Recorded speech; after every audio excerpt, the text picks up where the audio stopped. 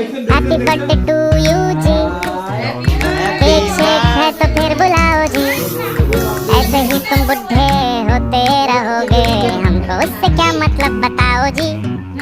Happy birthday to you हाँ जी। तो इस पे इतने खुश क्यों हो ऐ भाई, तुम तो बरसों पहले ही निकल चुके हो, तो बर्थडे वाला नाटक ये क्यों है भाई।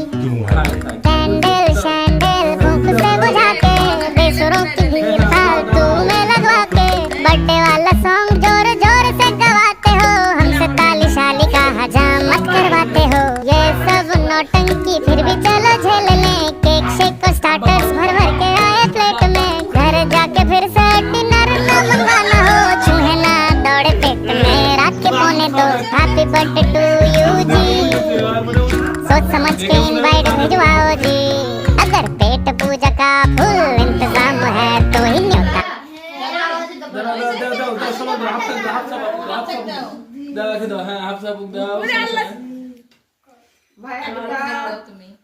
তুমি বা ভাত খান আগো দিয়ে এক ফেরা দাওয়া দিছি